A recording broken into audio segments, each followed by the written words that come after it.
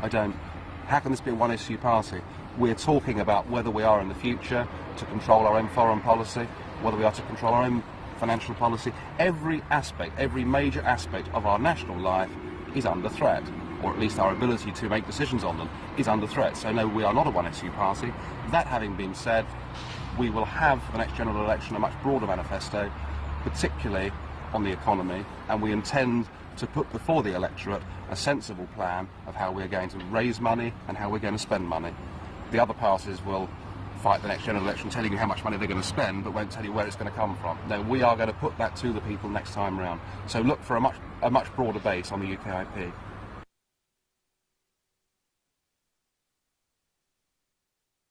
Known UK Independence Party, or UKIP, are only 3 years old. They average just over 3% of the vote in the European elections, but they're planning to fight every seat at the general election.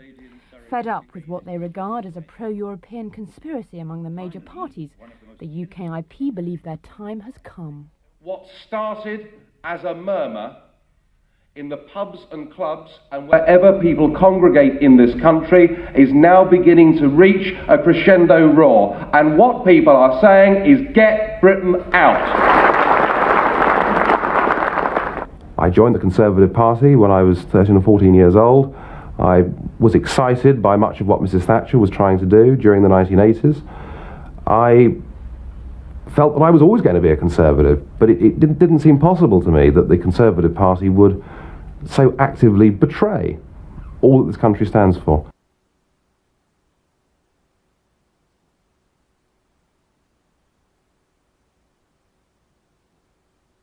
Mr. President, let me say right from the outset that the UK Independence Party, my party, the members of which who are so often dismissed as little Englanders, totally deplore the outbreaks of petty nationalism in the UK and France over this beef issue. However, I find it ironic that the EU institutions, which introduced the ban on British beef exports in 1996, and which exist to promote the unity and cooperation of European nations, have, by their original actions, created a political situation which has directly led to this disharmony. My party, which has a clear election manifesto to seek Britain's withdrawal from the EU, notes that if the Commission had not interfered in the first place back in 1996, individual nations would have been able to decide whether or not to buy British beef. At that time, a number of countries, particularly South Africa and Botswana, were willing to continue to buy British produce. Without the EU ban, Britain would have been free to exploit alternative markets, and this crisis would not have arisen. Now we have a classic demonstration that membership of the EU is bad for British business. It affirms my belief that it's about time that my own country recognised that our interests are best served by not being a member of this club. Most people in the UK thought we joined a free trade area, but this crisis demonstrates it is anything but that. While the UK has obeyed EU law to the letter, other countries are running a cart and horse through the rulebook. The level playing field is about as level as the decks of the Titanic after it hit the iceberg. Thus, while I wish the Commissioner well in his endeavours, I am afraid that whatever he does, it will not be good enough. I, for one, will be urging my own government to leave this club and to rejoin the real trading world. Thank you.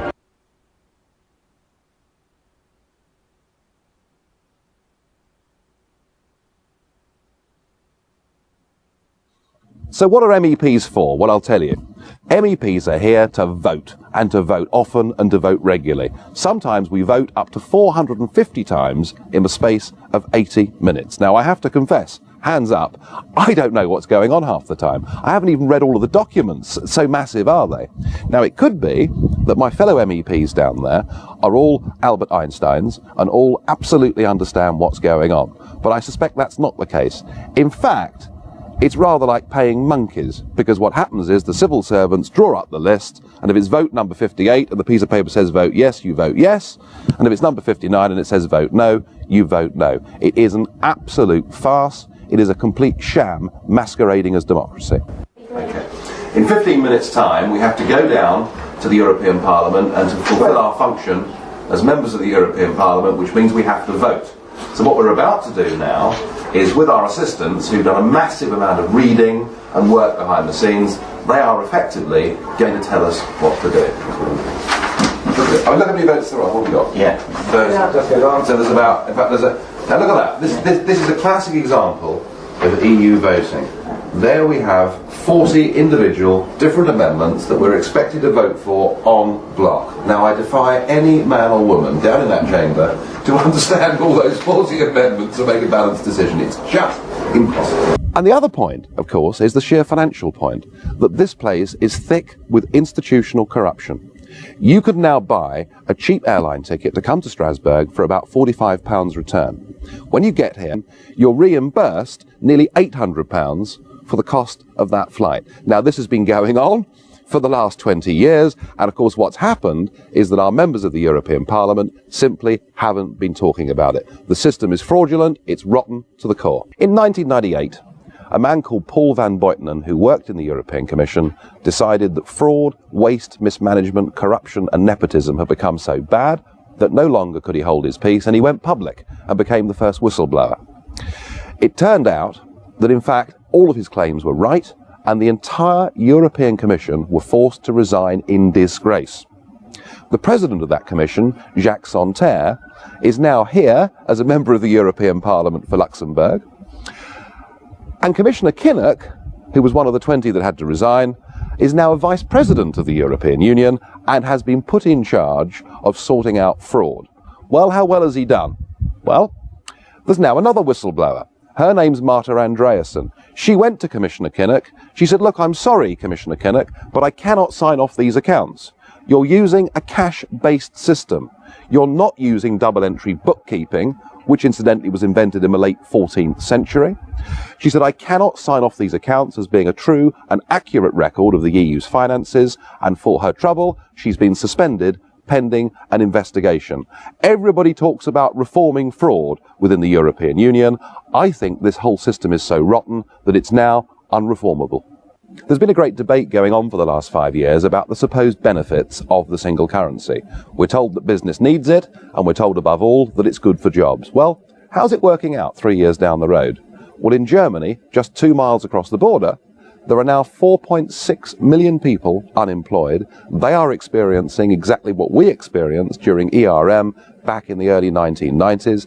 They cannot set their own interest rates to set their own economy. And the great risk of joining the euro is that you can finish up totally out of sync with the rest of the European economy, and there's nothing that your democratically elected government can do to alter it.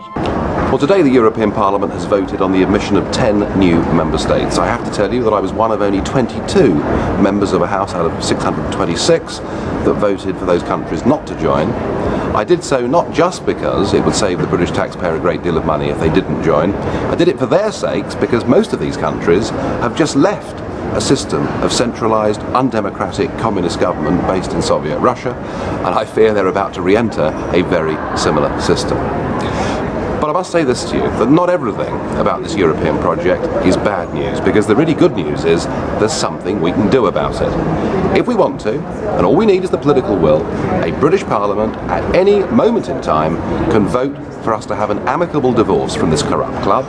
We can then renegotiate a genuine free trade agreement, which is what we thought we'd signed up to in the first place. And even here, commissioners like Kinnock and Patton and luminaries such as Giscard d'Estaing say that if Britain doesn't want to be part of this full political union at which they're attempting, we can, if we want, get out of it and renegotiate a free trade deal. We don't need to be in the EU to trade with the EU. That idea is anachronistic and dates back to the 1950s and 60s. So it really is up to us. But we have to do something about it. We have to vote for people who will not allow this continual surrender of our sovereignty to continue.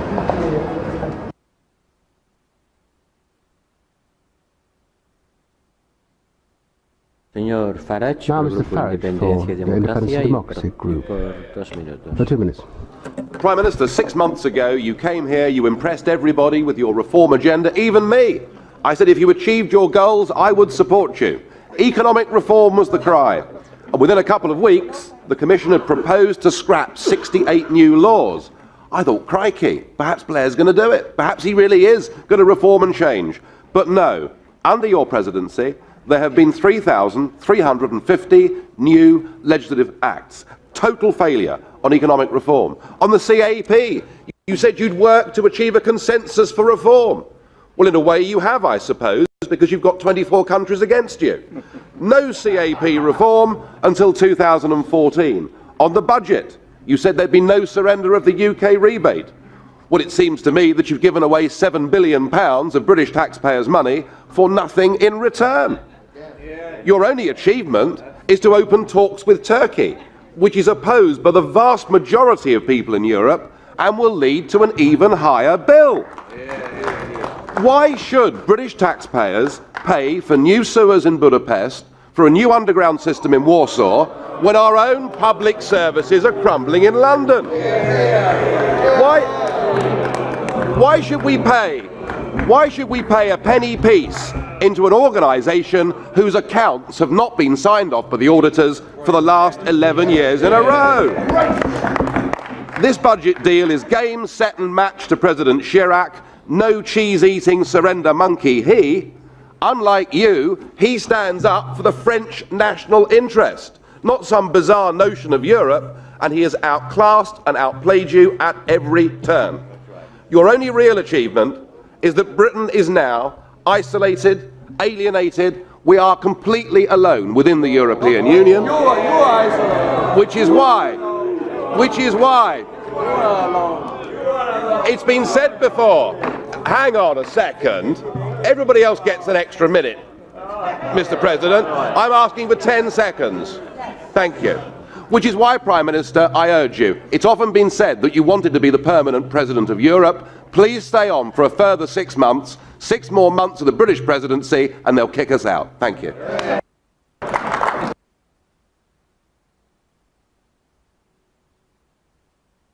I'm surprised we have the front to call this a debate, because the Minister didn't tell us any of the substance of the negotiations. But of course there is no debate, is there? No debate in the national parliaments, no informed opinion in the press, no debate at all. And why? Because this whole treaty is being put together in secret. And that is being done because you don't want to involve the citizens of Europe. You're fearful that the more they find out about your grandiose plans, the more likely they are to vote no. And what's worse still is the downright dishonesty with which this whole process is being pursued. For Angela Merkel, in a letter, to talk about the proposal, to use different terminology without changing the legal substance, I mean, it's Alice through the looking glass stuff, isn't it? It's the twisting of language. It is the deliberate attempt to stop there being free and fair referendums in European countries. It's your plan to act like a bulldozer, just to sweep aside the French referendum result, the Dutch referendum result, to pursue your political goals without taking the people with you. Well, I've no doubt you think that you're going to get away with it. But if you're proud of your European project, if you're true Democrats, then you join me in the call for let the people decide their own future. Don't foist it upon them.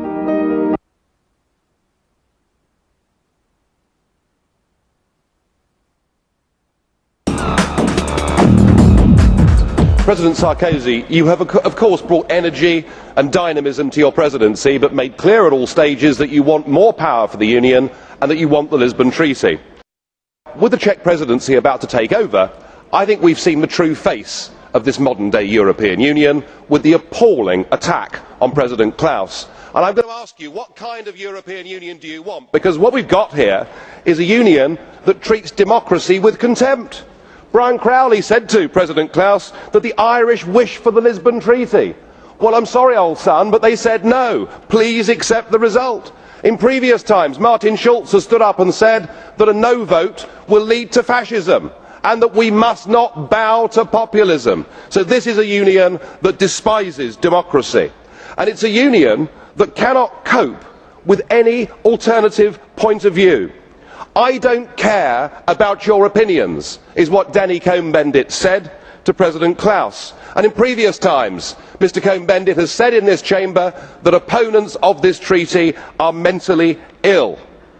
This is a very, very dangerous step for this union to be taking. And it's a union that behaves like a thug and a bully. And when Mr Cohn-Bendit put the European flag on President Klaus's desk and told him to fly it from the castle, he could just as well have been a German official from 70 years ago or a Soviet official from 20 years ago. Denny the libertarian, who is now the authoritarian, the man who has turned into everything he said he was opposed to 40 years ago, and this is the face, President Sarkozy, of this European Union. And all of it egged on by President Pottering, who in previous times has fined members of this House for insulting other heads of state. Mr Sarkozy, is this the kind of union that you want? Or will you join me in condemning the absolutely appalling treatment of President Klaus in Prague last week?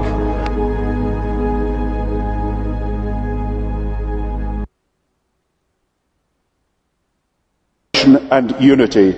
None but those on the political extremes would question that we are stronger together, safer together than ever we are apart. Now, on behalf of the Independence and Democracy Group, Nigel Farage, 3 minutes. Minister, you received some criticism this afternoon for your comment, British jobs for British workers, but you can brush that aside, because from the moment you said it, I don't think anybody seriously thought that you would ever, as a British Prime Minister, put the interests of British workers above that of your European dream. And my goodness me, you showed that this afternoon. It's just a pity that apart from UKIP, virtually nobody seems to have bothered to turn up to listen to you. No, you're very popular here. You're very popular indeed, because within a few days of the Irish saying no to the Lisbon Treaty, you had rammed that treaty through the British Parliament, and you'd done it breaking a specific... You see, I said you were popular. You did it breaking a specific manifesto pledge that you would give the British people a referendum on the constitutional treaty. Shame on you, Prime Minister, for doing that. You have devalued democracy in our country. You have devalued the trust that voters have got in you as a British Prime Minister. But of course we know the reason why. The reason why is that we would have voted no. Yes. You said in your speech that none but those on the extremes oppose European Union. Well, that may be right amongst professional career politicians, but a clear majority of the British people want us to have friendship and free trade with the European Union, but do not want to be members of this political union. You cannot continue against public opinion to build this European Union. If you do it against the will of the people, you are storing up enormous social and political problems for the future. Please, please, let the peoples of Europe decide their destiny. Don't have it done in parliaments like this and parliaments like Westminster. It won't work. And as far as the economy is concerned, you've told us that somehow you're the economic guru. You're the man that can save the world. Well, I remember very well your first big act as Chancellor, when you sold 400 metric tons of gold on the world's exchanges at $275 an ounce. At today's valuation, that would be $10 billion higher. But it isn't just the fact you got it wrong, because we can all get it wrong. It was the fact that you announced in advance how much you were going to sell and on what day you were going to sell it. It was an error so basic that the average A-level economics student, even in these educationally devalued times, wouldn't have done. To add to that, you've destroyed our private pension system.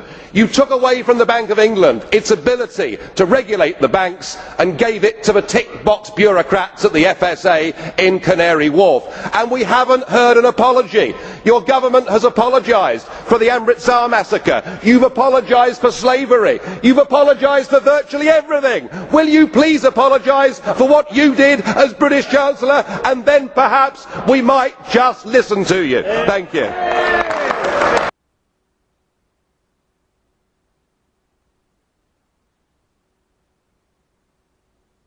Leader of UKIP, Nigel Farage, has been injured in a plane crash. The police say the accident happened at around 8 this morning, just west of Milton Keynes, near Brackley in Northamptonshire. Now, it's understood the plane had been trailing a banner and had only been in the air for some 10 minutes before it came down near the airfield.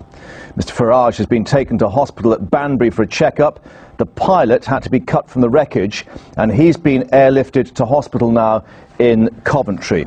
Well, let's get the very latest. Lisa Dowd at the scene of the crash, Darren Little at the hospital where Mr Farage is being treated.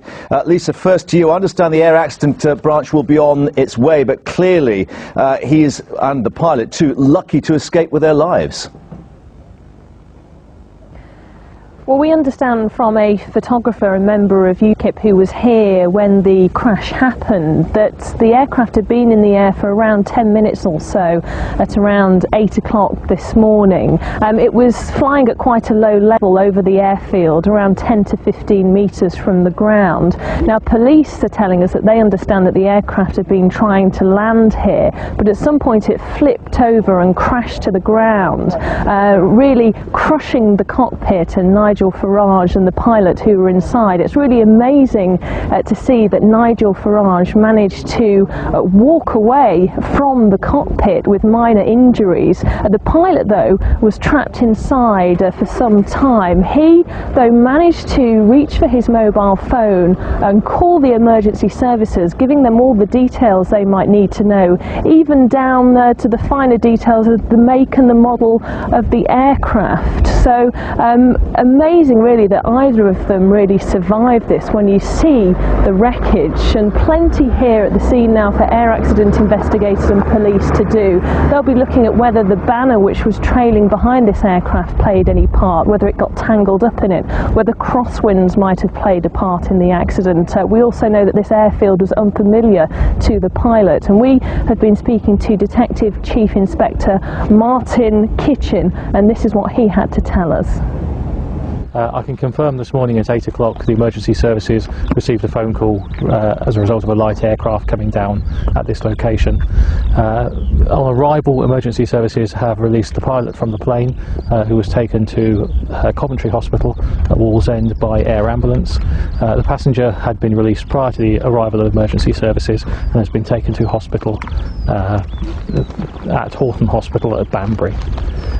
Investigations continue into the cause of the accident, and they will continue during the course of the rest of the day. We are in consultation with the Air Accident Investigation Board, who are providing us with advice at this time.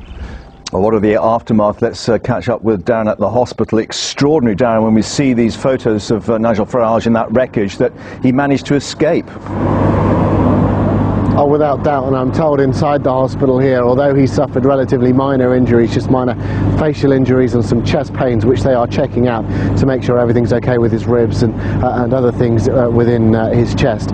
He is traumatised and shocked by what has happened. Clearly, coming into such an impact at such a low level, that plane flipping, being trapped, and then having to crawl out and then see the pilot be cut out of that plane. He is quite in a degree of shock. We're not sure quite when he is going to leave the hospital here. Meanwhile, the pilot, as Lisa was saying, was conscious throughout. He was airlifted to the University Hospitals Coventry and Warwickshire.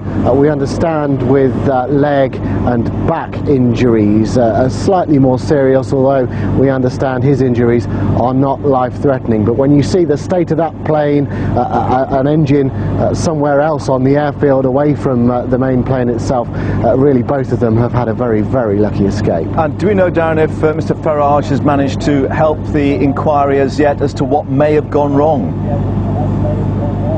I think it's too early to say at the moment. There's certainly no police here or any investigators. I think they're just trying to get him patched up and then see where they go from here. We also don't know even whether he has voted today. I mean, clearly that was the intention of what he was doing, and we're not sure whether he will even be discharged today. It all really depends on the condition when they do those body scans and find out how he is in his entirety. But at the moment it sounds his mind is a long way from polling day. He's thinking about other things at the moment. Yeah. Darren at the hospital and Lisa at the scene of the accident. Both, thanks very much indeed. Of course, more.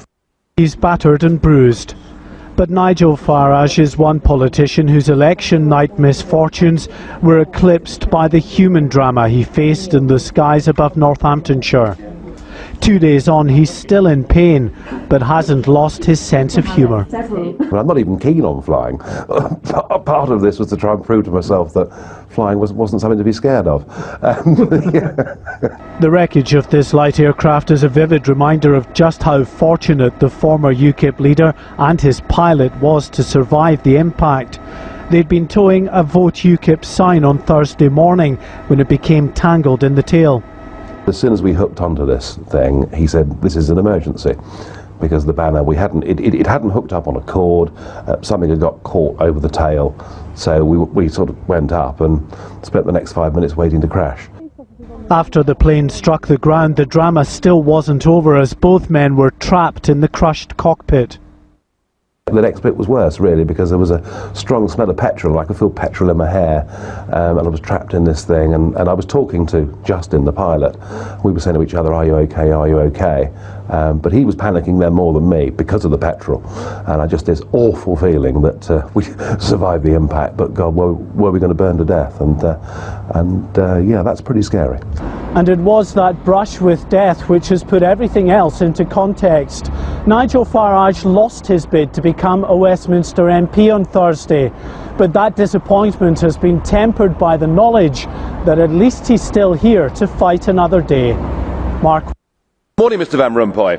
You've been in office for 1 year, and in that time the whole edifice is beginning to crumble.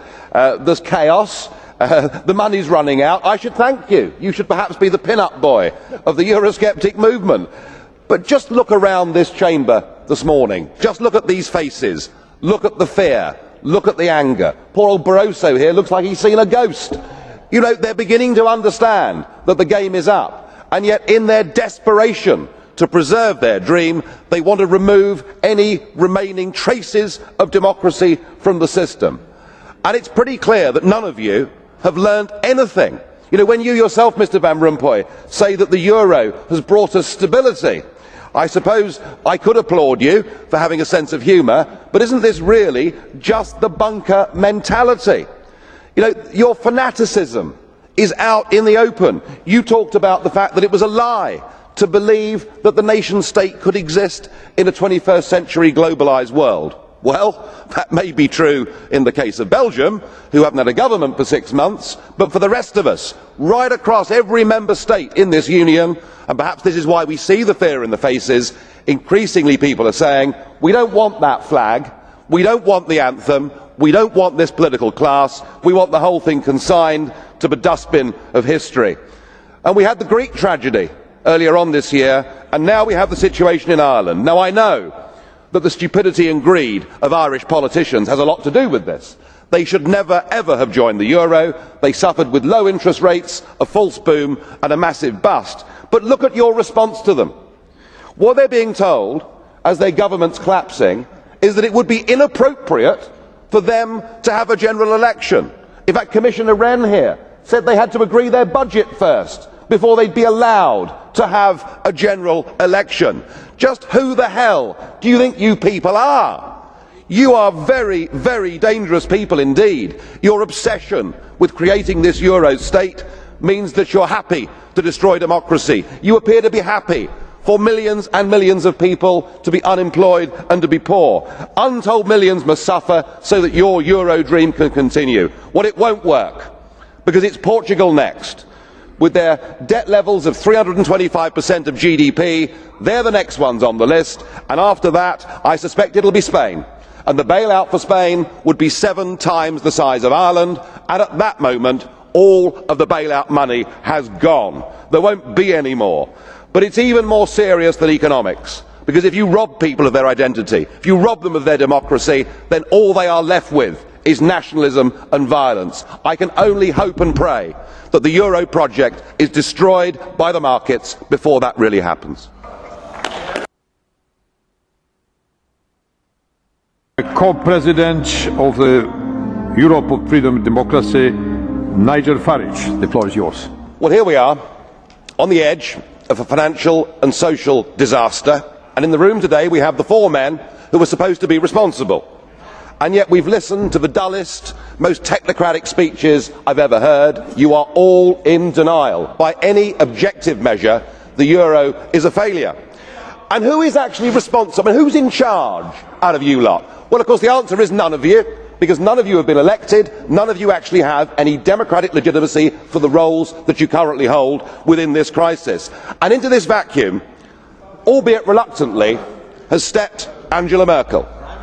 And we are now living in a German-dominated Europe. Something that the European project was actually supposed to stop. something that those that went before us actually paid a heavy price in blood to prevent. I don't want to live in a German-dominated Europe, and nor do the citizens of Europe. But you guys have played a role, because when Mr Papandreou got up and used the word referendum, or Mr Wren, you described it as a breach of confidence, and your friends here got together like a pack of hyenas, rounded on Papandreou, had him removed and replaced by a puppet government. What an absolutely disgusting spectacle that was. And not satisfied with that, you decided that Berlusconi had to go. So he was removed and replaced by Mr Monti, a former European Commissioner, a fellow architect of this Euro disaster, and a man who wasn't even a member of the Parliament. It's getting like an Agatha Christie novel, where we're trying to sort of work out who's the next person that's going to be bumped off. The difference is we know who the villains are. You should all be held accountable for what you've done. You should all be fired. And I have to say, Mr Van Rompuy, 18 months ago when we first met, I was wrong about you. I said you'd be the quiet assassin of nation-state democracy, but you're not anymore. You're rather noisy about it, aren't you? You, an unelected man, went to Italy and said this is not the time for elections, but the time for actions. What in God's name gives you the right to say that to the Italian people?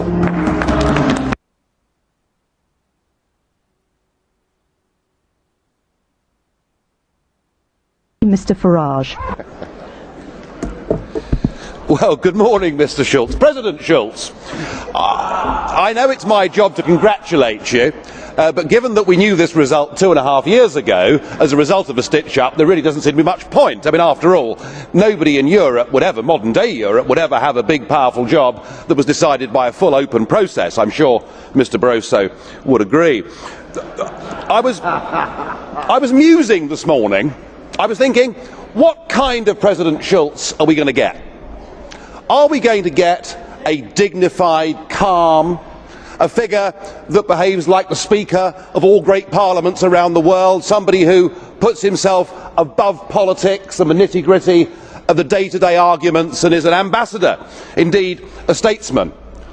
Or are we going to get the Martin Schulz we've got to know since 2004 as leader of the Socialist Group? You know the one I mean. Snarling, angry, unable to control his temper, intolerant of anybody with an alternative point of view, somebody who is contemptuous when in free referendums people have the temerity to vote no, somebody who is anti-British to his fingertips and doesn't like free markets. I was wondering which one would we get. Well, your opening speech has settled that question for me, and it's pretty clear.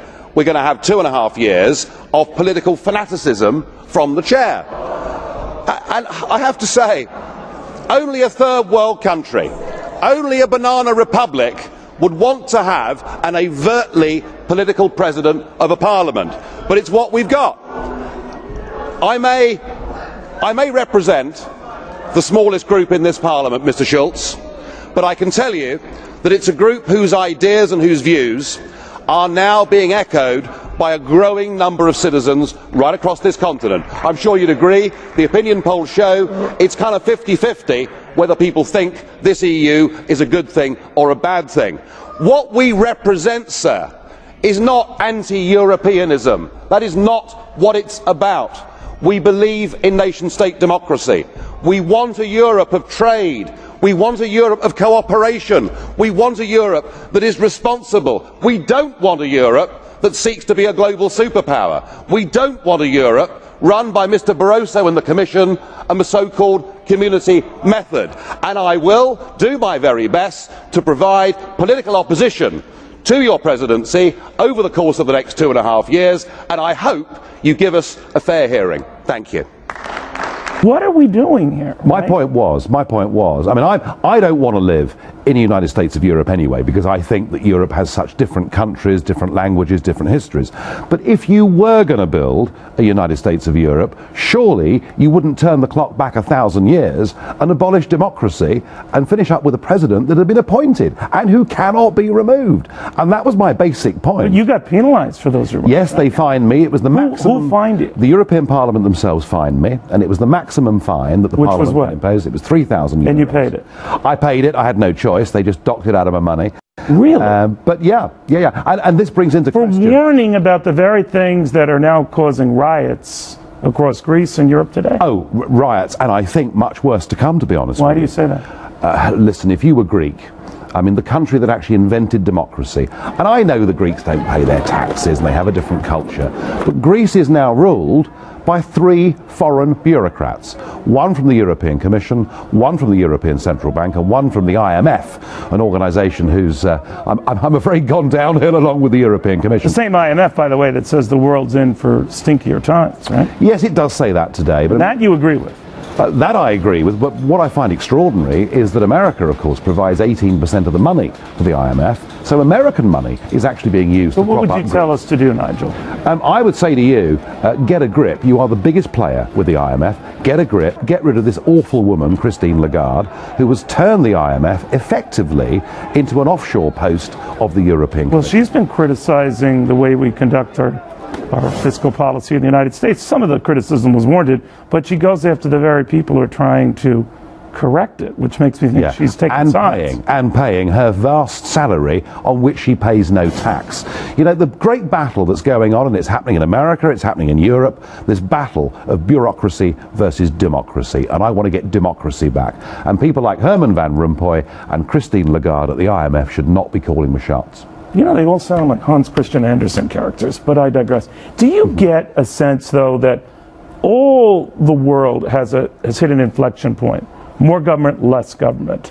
And that's same in the United States. That's the essence of our election 4 weeks from today. Or am I oversimplifying? Well, the big difference is this. You actually have an election debate. You know, you can vote for a candidate that goes to Washington and fundamentally changes the tax structure, bureaucracy, the legislation in this country. What's happened in Europe is nation-state democracy has been subverted totally and given to people like the European president. And it doesn't matter how we vote in a British general election, because all we're doing is we're putting into 10 Downing Street a manager, a caretaker. Yeah, but could I talk to you about some of these characters? You're a huge exception, my friend. They always blame us, like this Barrasso character. I want you to listen to this, because I know you have some strong views on this fellow. Some of you might be familiar. This crisis was not originated in Europe. Since you mentioned North America, this crisis was originated in North America. Idiot. I thought he was an idiot too. Because here's the thing, he sounded French there. I know he's Portuguese, but I know he's lived all over Europe. But we consider him French with the attitude. Could I just remind people, forget whether he's French, forget whether he's Portuguese. He's condescending. He's a former communist. All right? Really? So, yeah, he was a Maoist. You know, the most extreme form of communism. Nope. And the European... I had my suspicions. The European government is dominated by communists and dominated by people that hate... Well, why can't guys like you get a role, a prominent role, instead of always being fined for speaking the truth? I've got a prominent role. I know that. You're here. I'm one of the 7 group leaders in the European Parliament. But their way is the winning way. Well, at the moment, they've got the majority, but there is a democratic revolution taking place across Northern Europe.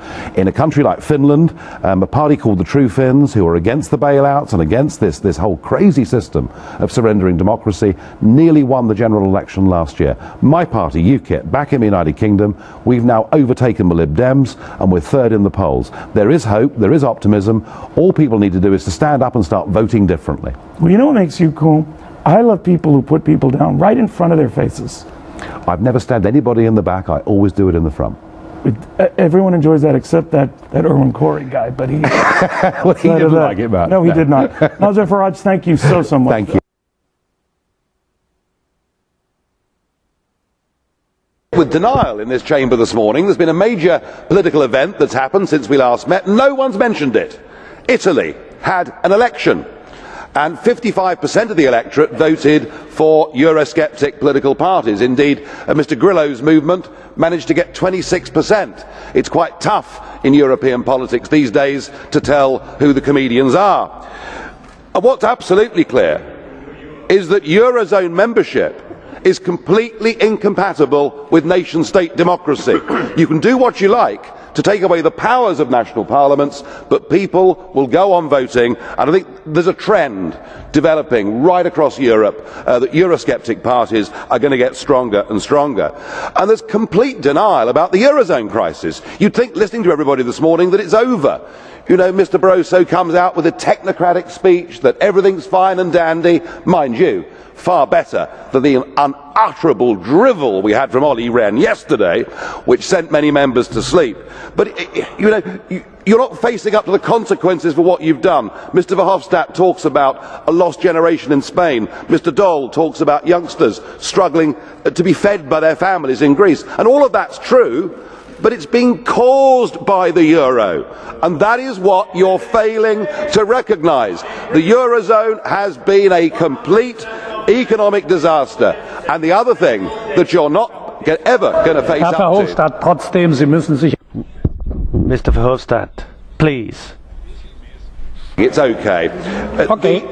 The real problem that you won't face up to, though, is the state of the French economy and the fact that France is now diverging by the month with Germany. So right at the very heart of the European project and the Eurozone project, there is a disaster coming down the tracks, and I'm afraid in the end the whole thing is going to break up. But I would also point out you're in denial over Romania and Bulgaria.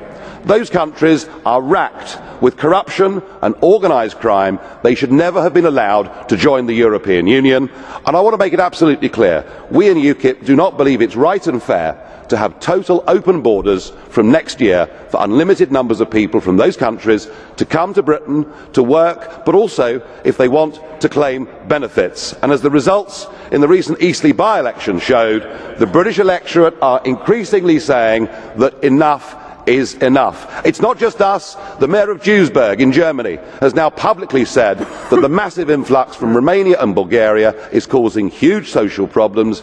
Ladies and gentlemen, we've got to face up to it.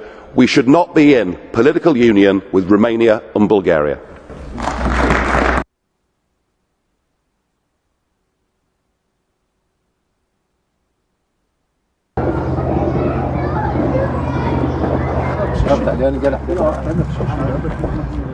We're going to get the biggest turnout in the European elections we've seen since 1979. So the answer is increasingly, yes, they do matter, and people realise that Europe, whether you like it or not, is really, really important. I think the allegations of the political establishment against us have stiffened people's resolve. 20 minutes ago, the immigration figures were out. 526,000 people settled in this country last year. It's just impossible. We cannot go on with numbers like that. Excuse me, what are you doing? First, with the results, Ed Conway is at the big screen. Thank you very much, Adam. As you can see, I mean, all apart from London and Northern Ireland, obviously we're going to get Northern Ireland tomorrow, but all apart from London, all of these regions have declared, and I'll just take you through a few of these numbers that we already have, and as you can see, almost all of these have been declared. At the very bottom, you can see the number of MEPs who will be going to Brussels and Strasbourg. As you can see, the Tories with 17, Labour 16, the Lib Dems that 1 in the south east, sparing their blushes. UKIP with 23, as you can see, by far and away the most. And then what's in the other screen, we're just going to flick through to that. And you can see the Green Party with 2, the SNP with 2 as well, and Plaid Cymru with 1. So actually the Green Party with 1 more than the Lib Dems. Let's look through a few of the regions, because they have been coming in hard and fast recently. In the southeast, the biggest of all of the different regions of the UK. And again, some of these names very familiar indeed. Of course, Nigel Farage winning the first seat there. Dan Hannan from the Conservatives, but 4 seats there for UKIP and 1 for the Lib Dems. They're 1 MEP so far at least. And we can just see as well there 1 Green MEP as well. The Northwest is an area where Labour were hoping actually to come first, and they did indeed here. You can see Labour coming away with 3 MEPs with the biggest share of the vote. UKIP there picking up 3 as well. Paul Nuttall, the deputy head of the party, there too. I want to show you the West Midlands as well, which is another one that we've had through relatively recently. You can see there UKIP with the biggest share of the vote and 3 of those MEPs as opposed to the 2 from Conservative and 2 from the Labour Party as well. Just one thing I'm going to show you very quickly here. Let's go back and look at the South East. Look at the share of the vote for the Lib Dems there. Just an 8% share of the vote, down quite a bit, but that managed to pick them up 1 MEP there. Let's look at the Southwest. They didn't get an MEP here, but look at the number here. 10.7% share of the vote. They actually got more of a share of the vote in the Southwest, where they have tended to be very strong, in particular in Westminster. Gentlemen, good evening. The People's Army of UKIP have spoken tonight and delivered just about the most extraordinary result that has been seen in British politics for 100 years, and I'm proud to have led them to that. And in a way, it's surprising it didn't happen before, because we've had 3 parties in British politics that have led us into a common market, that has developed into a political union, who've twisted and turned with a variety of promises to give us a referendum that they've never actually kept. And I think the penny's really dropped, that as members of this union, we can't run our own country, and crucially, we can't control our own borders. And far from this being something that is confined to people on the centre-right of politics, as the commentators would like you to believe, actually tonight in the North, we've bit very hard into the old Labour vote. We've almost topped the poll in Wales. We're going to make a breakthrough in Scotland, and we are genuinely a UK independence party, and we will go from here. Our People's Army will go from here to Newark, and we will go on next year to the general election with a targeting strategy, and I promise you this, you haven't heard the last of us. Thank you very much. I'd like to give my customary welcome to incoming presidents of the European Council. I can see why they chose you. You're perfect. You're like the Euro record that's got stuck in the groove. Completely out of date view of what Europe is, and clearly you've learned absolutely nothing from the results of the European elections. Now, as you know, in the United Kingdom, immigration is the key debate. It is dominating political discourse within our country, and at the heart of that is the whole question of the free movement of peoples. But of course, your debate is the other side of the same coin. Your debate is about immigration, and time and again you've promised the Polish voters that young Poles would return to Poland, and at the same time Mr Cameron has promised the British people that fewer Poles would come to us. Well, it turns out that you've both been wrong, and that your country has been depopulated by 2 million people since you joined the European Union. And the reason is obvious. It's money, isn't it? And you yourself prove the point. You're the newest Polish emigre, and you've gone from a salary of 60,000 euros a year to a salary of 300,000 euros a year. So congratulations, you've hit the EU jackpot. But you've also scored a great victory without trying, because Mrs Merkel last week went to Downing Street. She spent a few hours with Mr Cameron, and Mr Cameron now is a big supporter of the free movement of people. Let me be clear, he said, I support the freedom of movement. So on that one, you've won a great victory against Mr Cameron without having to lift a finger. But he also says that he will now restrict the benefit of EU migrants working in Britain. Now, in the past, you've been very clearly opposed to this, and I want to please answer me today, Mr Tusk. Is it right that children who live in Warsaw should qualify for child benefit if their parents are working in London? Please clarify for me that point today. In some ways, you face quite a tough test. Not with the UK, our leaders are a soft touch. But despite the Lithuanian lemmings, you've got the euro crisis, you've got a referendum on whether the UK stays a member, and of course the appalling growth of attacks on Jewish people. I would put it to you, Mr Tusk, that the European elections showed us one thing. The voters in Europe want change. They want massive wholesale reform, and I'm entirely confident that you're not the man to provide that. Referring to what Mr Farage has said, I am impressed and satisfied. Ever since his famous speech 5 years ago here in this chamber about Herman Van Rompuy, I have known that he is maybe the best example of political and personal culture and political decency and, you know, elegance. What can I say more?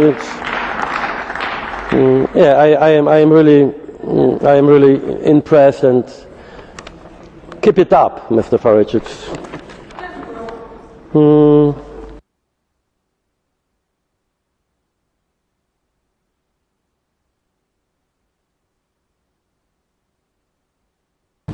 On Monday, I will commence the process set out under our Referendum Act, and I will go to Parliament and propose that the British people decide our future in Europe through an in-out referendum on Thursday, the 23rd of June.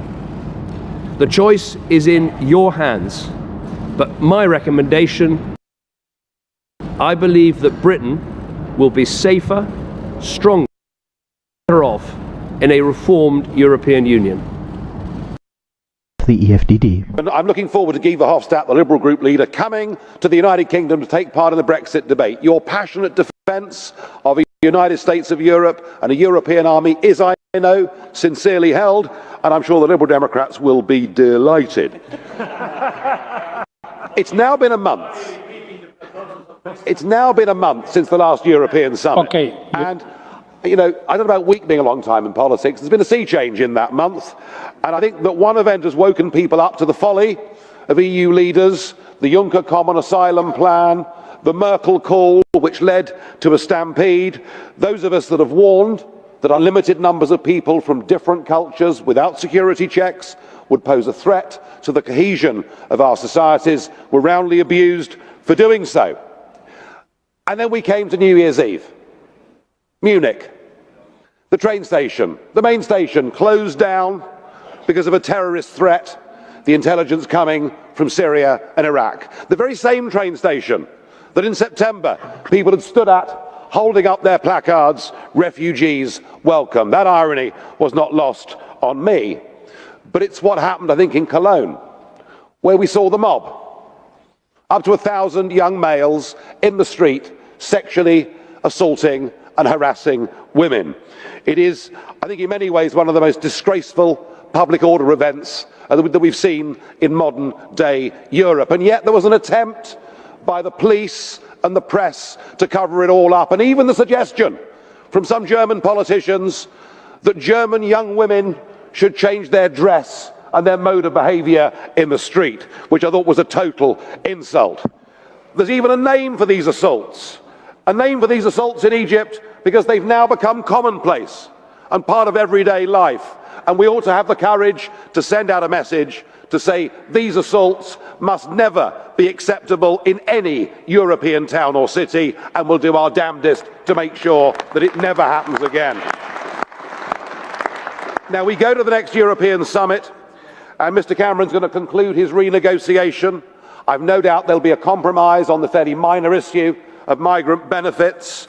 I've no doubt that he will come back from that summit with a few promissory notes for the future about Britain's relationship. But what he's not going to be talking about is our ability to get back control of our borders. And the British people know that those young men in Cologne, in a few years' time, will have EU passports and be free to come to Britain.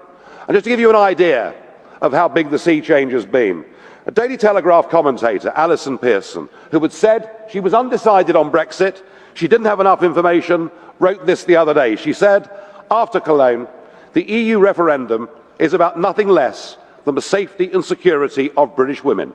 We, the Euro clueless, need to woman up and vote for the right of our daughters and granddaughters to live as they choose and to smile in the street. No more Mrs. Don't Know, let's get the hell out. I hope 2016 is our year of deliverance. We have a once-in-a-lifetime opportunity to vote to take back the independence, self-governance and control of this country's laws, of this country's courts and, crucially, of this country's borders. When a European law is made, there is nothing that you, the voters, the House of Commons or the British government can do to reverse a single piece of European legislation. In many we come to the moment of the vote. Remain, leave or undecided. Can I ask first of all, who is still undecided? A good few is the answer. Who wants to vote to leave? And who wants to vote to remain? Well, the leaves have it. The leaves have it. Thank you. This is Nigel Farage, the leader of UKIP. That the dawn is breaking on an independent, united kingdom.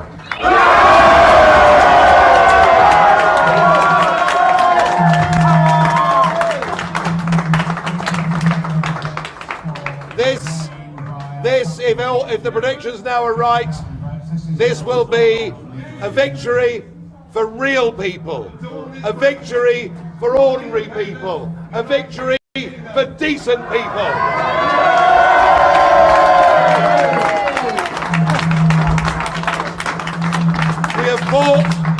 We have fought against the multinationals, we fought against the big merchant banks, we fought against big politics, we fought against lies, corruption and deceit, and today honesty, decency and belief in nation, I think now is going to win.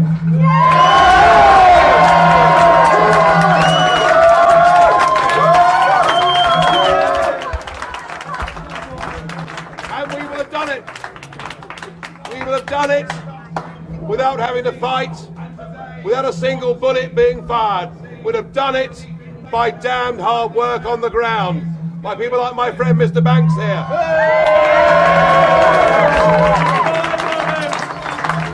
And by people in the Labour Party and the Conservative Party and UKIP and of no party who've taken part in this campaign. And we'll have done it not just for ourselves, we'll have done it for the whole of Europe. I hope this victory brings down this failed project and leads us to a Europe of sovereign nation states, trading together, being friends together, cooperating together, and let's get rid of the flag, the anthem, Brussels, and all that has gone wrong.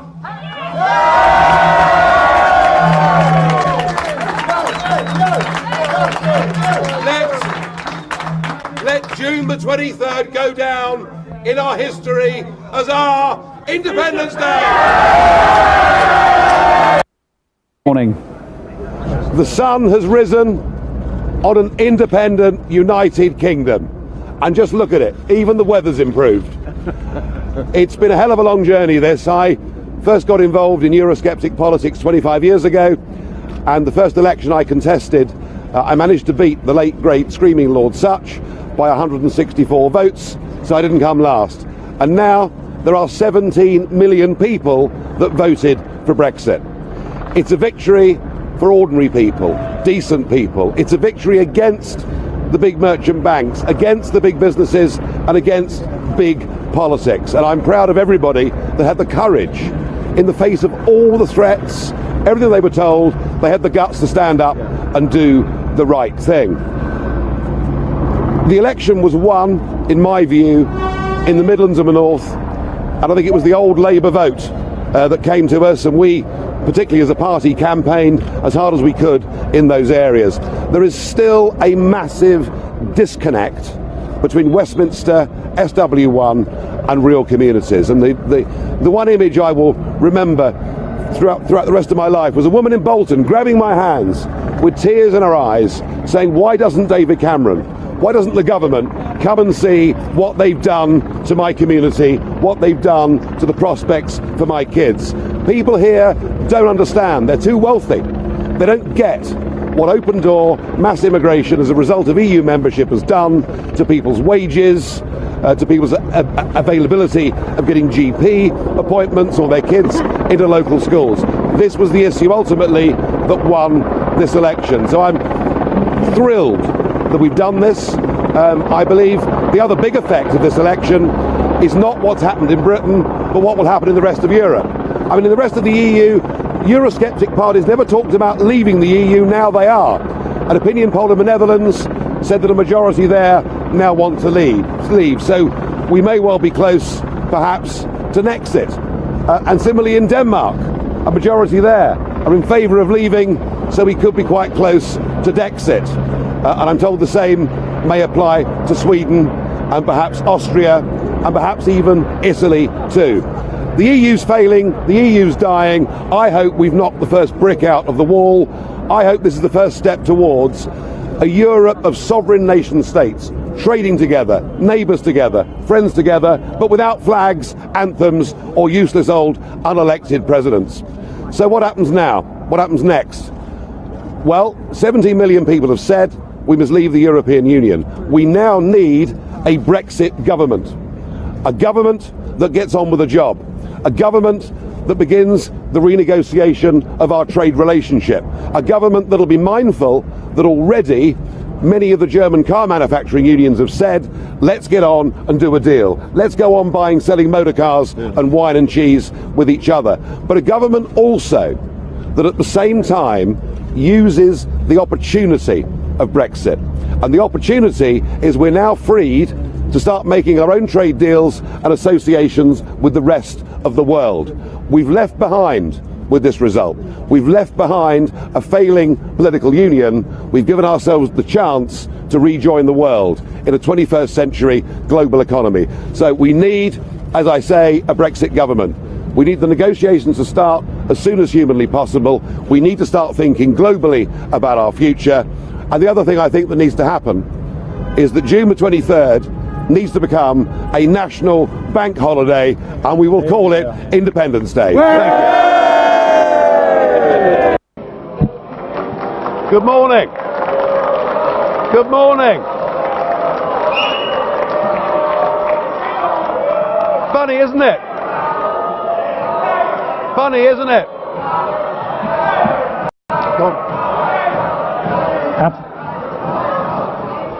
Thank you very much for that very warm welcome. How things have changed. Eine Sekunde bitte. Sekunde bitte. Kolleginnen und Kollegen, eine große Qualität der Demokratie ist, dass man auch denen zuhört, deren Meinung man nicht teilt.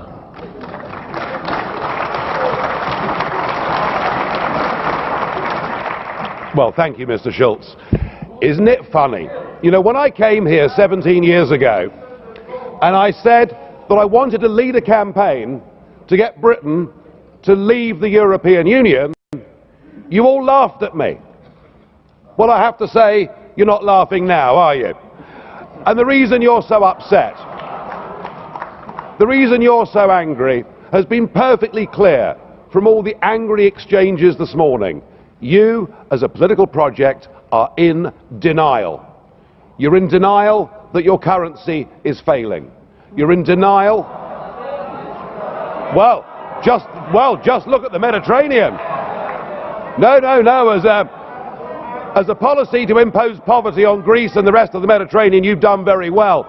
And you're in denial over Mrs. Merkel's call last year for as many people as possible to cross the Mediterranean into the European Union has led to massive divisions between countries and within countries. But the biggest problem you've got, and the main reason the United Kingdom voted the way that it did, is you have, by stealth, by deception, without ever telling the truth to the British or the rest of the peoples of Europe, you have imposed upon them a political union. You've imposed upon them a political union. And when the people in 2005 in the Netherlands and France voted against that political union, when they rejected the Constitution, you simply ignored them and brought the Lisbon Treaty in through the back door. What happened last Thursday was a remarkable result. It was indeed a seismic result, not just for British politics, for European politics, but perhaps even for global politics too, because what the little people did, what the ordinary people did, what the people who have been oppressed over the last few years and seen their living standards go down, they rejected the multinationals, they rejected the merchant banks, they rejected big politics, and they said, actually, we want our country back, we want our fishing waters back, we want our borders back, we want to be an independent, self-governing, normal nation, and that is what we have done, and that is what must happen. And in doing so, we now offer a beacon of hope to Democrats across the rest of the European continent. I'll make one prediction this morning: the United Kingdom will not be the last member state to leave the European Union. So the question is, what do we do next? Now, it is up to the British government to invoke Article 50, and I have to say that I don't think we should spend too long in doing it. I totally agree, Mr. Juncker, that the British people have voted. We need to make sure that it happens. But what I would like to see is a grown-up and sensible attitude to how we negotiate a different relationship. Now I know that virtually none of you have ever done a proper job in your lives, or worked in business, or worked in trade, or indeed ever created a job. But listen, just listen. Now, you're quite right, Mr. Schulz. UKIP used to protest against the establishment, and now the establishment protests against UKIP. So something has happened here. Let us listen to some simple, pragmatic economics. Between your countries and my country, we do an enormous amount of business in goods and services. That trade is mutually beneficial to both of us. That trade matters. If you were to decide to cut off your noses, to spite your faces, and to reject any idea of a sensible trade deal, the consequences would be far worse for you than it would be for us. And even no deal is better for the United Kingdom than the current rotten deal that we've got. But if we were to move to a position where tariffs were reintroduced on products like motor cars, then hundreds of thousands of German workers would risk losing their jobs. So why don't we just be pragmatic, sensible, grown-up, realistic, and let's cut between us a sensible tariff-free deal, and thereafter recognise that the United Kingdom will be your friend, that we will trade with you, we will cooperate with you, we will be your best friends in the world. But do it sensibly, and allow us to go off and pursue our global ambitions and future. Thank you.